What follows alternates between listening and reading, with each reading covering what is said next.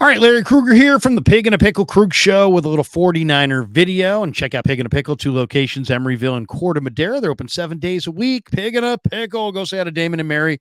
Get some brisket chili. Tell them the Krug sent you. And this video is brought to you by our good friends at Mancini Sleep World. And Mancini Sleep World is a proud sponsor of the Krug Show. They offer a 120-night guarantee with a range of brands and price points.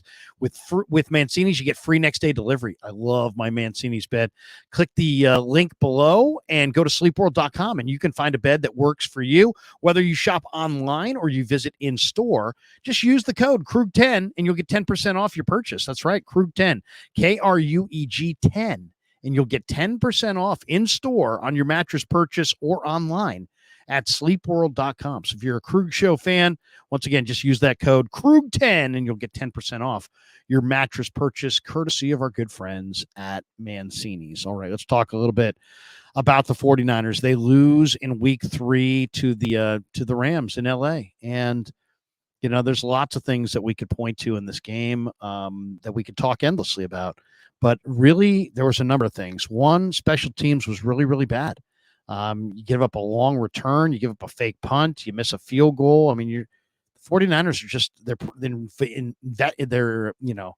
they're inventing new ways to lose on special teams. They changed out their special team coordinator, Hightower for Schneider. They invested high picks in their specialists. They invested free agent dollars in more people to help on special teams, and their special teams gets no better.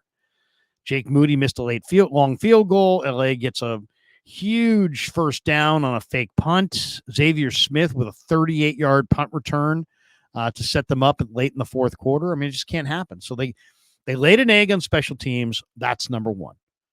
And I mentioned this in the pregame on KMBR.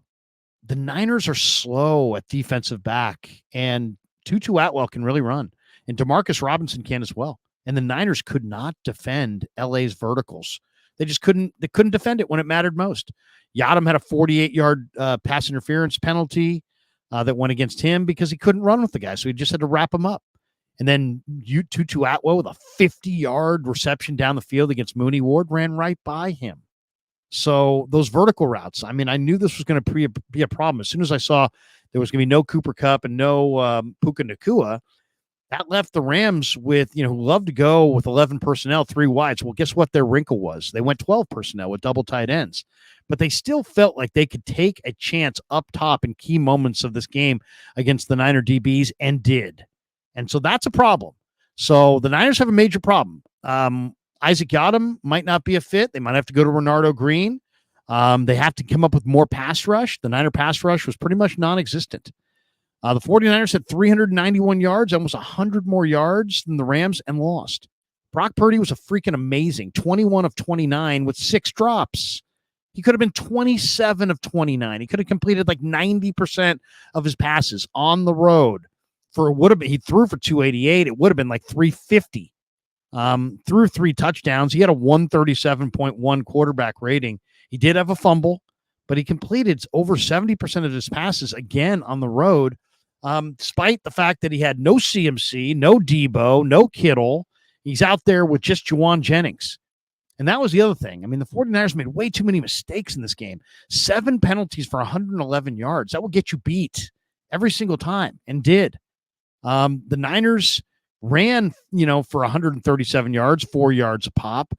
But I still feel like they didn't run enough. Juwan Jennings was the only receiver out there, and I'll say it right now, Juwan Jennings is the 49ers' best receiver. He was their best receiver yet, in this game. He was their best receiver in the Super Bowl. He's got better ball skills than Ayuk. He gets as much separation as Ayuk gets. He's got better ball skills than Debo. It's JJ that's their best receiver, and he proved it, and he continues to prove it. Every single time there's big moments, who rises to the occasion? JJ. Every single freaking time. 11 for 175, and he did it on 12 targets. They targeted him 12 times. He caught 11. They targeted Ayuk 10 times. He caught 5. So, I mean, that right there, the efficiency, Jennings is better. The separation, it's about the same. Ayuk's got a little bit more speed, the old Ayuk. The new Ayuk doesn't look all that fast.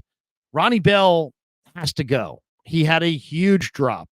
If Ronnie Bell's not fast and he's not big, and if he doesn't catch the ball, he's got to go, and he's not catching the ball, so he's got to go. It's just as simple as that. The 49ers on defense against Stafford, in a really banged up offensive line, 3 sacks and 5 hits on the quarterback all day. That should have been 6 sacks and 10 hits on the quarterback. So the Niner defensive line's not doing it. Devondre Campbell can't cover. I don't know what they're going to do there. He's a liability in coverage. They're slow on the back end. They've got 3 safeties in Brown and Hufanga and Mustafa that are all strong safeties. They don't have a free safety. They literally do not have a free safety. They don't have a safety that can play coverage. So I don't know what the solution is. One solution is Terrace Marshall's got to be called off the practice squad. He's quite a bit better than Ronnie Bell. He's bigger, he's stronger, he's faster, he's more experienced.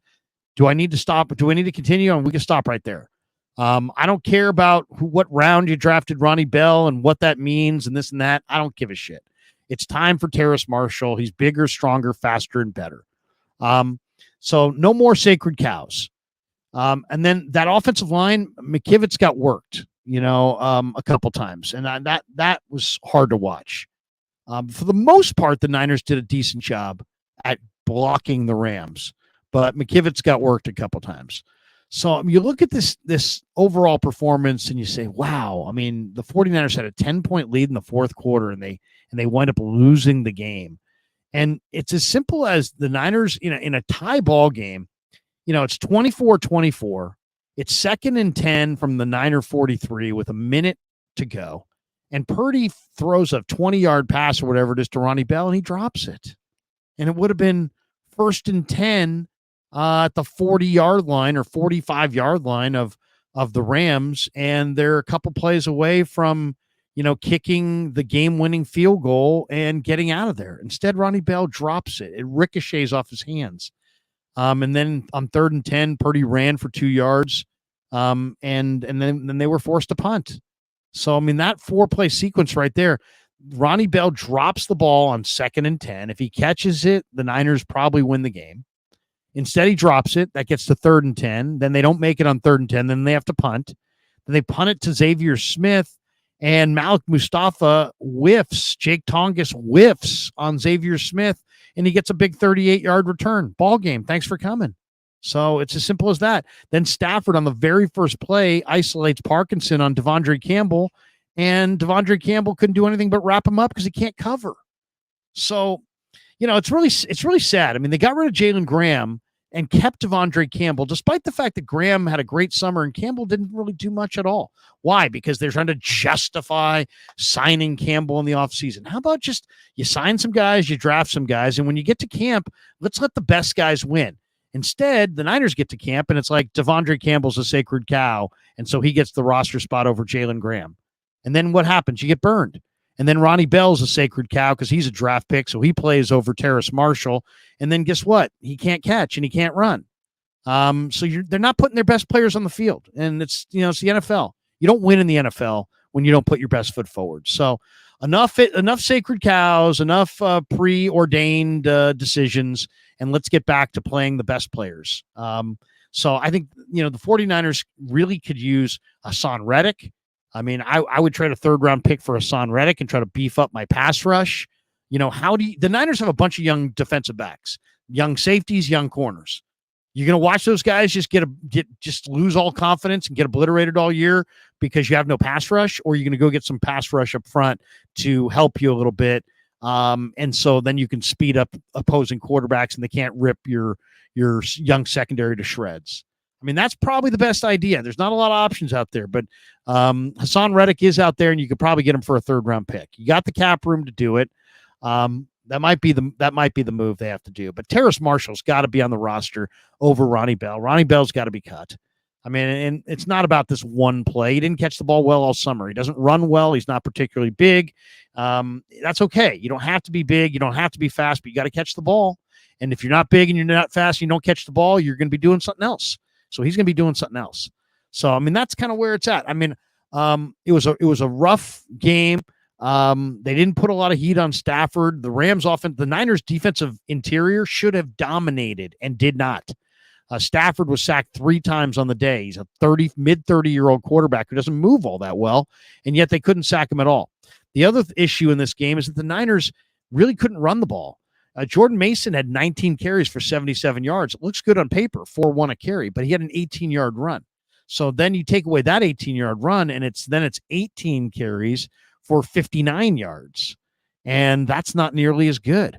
And this is a Rams defense that had given up 5-3 in week 1 to the Lions and 5-8 a carry in week 2 to the Cardinals. And the Niners, outside of that 18-yard run, were about 3 yards a carry. So that's not good enough. And they're, JJ stepped up, but Ayuk's holdout, he doesn't look like the same guy. Trent Williams holdout, that's why he's getting banged up, because he held out all summer. So, I mean, you can't, between guys who are holding out who are ineffective, the offensive line is clearly challenged. Brock played an incredible game, but he's got one receiver, JJ, and it's you got to help out. I mean, this was the game for Ronnie Bell to help out, and he didn't help out. So now they really got to go in a different direction, and they probably got to make some moves here. You got to look long and hard at your practice squad. I think I'd rather have Terrace Marshall than Ronnie Bell. And I probably like to have, a couple guys off that practice squad. I mean, you got to cover better on the back end. So maybe you pick Tracy Walker off the practice squad. I don't know what exactly the answer is. Maybe Keyshawn Vaughn over Patrick Taylor at running back. But you're going to have to mix it up a little bit. They didn't have enough rush. They didn't have enough coverage. They're absolutely susceptible to the verticals because they have no speed on the back end. So if you have no speed on the back end, and Jefferson took you over the top, and then Tutu Atwell just went over the top, I mean, it's going to be a really, really, really long year. So they're going to have to get more pass rush, and I don't know, you can't invent that. You're going to have to pay money for that or draft picks. And Hassan Reddick's out there and he's available. I'd probably start there. I'm looking for more speed at linebacker. I think I can do better than Devondre Campbell. I'm trying to replace him. I think I'd like to have more speed in the secondary. Maybe a guy like Luter ought to be up. Maybe they ought to look at some of their options in the secondary, and take a long hard look. Do you want Jalen Mahoney over what you have? Do you want Tracy Walker over what you have? Realistically, I think I would probably bench Isaac Yiadom and go with Renardo Green. Play Renardo Green outside opposite Mooney Ward and put Yiadom on the bench and then try to see if you can find somebody who can cover, who can play safety. So, and then, a guy like Darrell Luter, I think I'd have him up. He's a young guy who runs well, big rangy corner, runs well. You need to have a little bit more speed on the back end. They right now it's like, you look at this team. Ayuk's not a burner. Debo's not a burner. Juwan is clearly not a burner. That's why they have Jacob Cowing, but he didn't really play. And you got Conley who runs pretty well, but Ronnie Bell really doesn't. So I look at Ronnie Bell as kind of a redundant part. And if he's not going to catch the ball just incredibly and consistently, I don't think can have a spot on the roster. And he's hardly been an automatic as a receiver this summer. He just doesn't look like the same guy. So maybe I want a little Keyshawn Vaughn to mix it up with Mason. I want to run the ball a little bit more, especially if I've got the kind of receivers, if I'm going to have Debo out and Ayuk's not 100%, then maybe it's, today you had 30 passes and 34 runs. Maybe it's time for like a 40 run, thing and take the ball out of Purdy's hands. I mean, Purdy almost threw for 300 yards and he threw a very high percentage, but maybe it's time to play more complementary defense and try to protect your defense, or more complementary offense and try to protect that defense a little bit more. But I didn't see Hargrave and Collins were better today than they were in week 1, but not nearly good enough. The defensive end depth outside of Bosa, they're not getting anything out of their defensive ends. Campbell was picked on in coverage, and when Stafford needed a big play, he went up top, and the Niners didn't have the speed to run with the Rams verticals. And that's, when you show that you can't defend verticals, guess what you get? Nothing but verticals. So that's a major problem for the 49ers. And it will be very interesting to see how they adjust next week or what New England tries to attack them with next week. All right, that does it for the video. Thanks to Pig and a Pickle for being the title sponsor of the Krug Show. Thanks to Mancini's for sponsoring this video. And thanks to all of you guys for supporting the Krug Show on YouTube.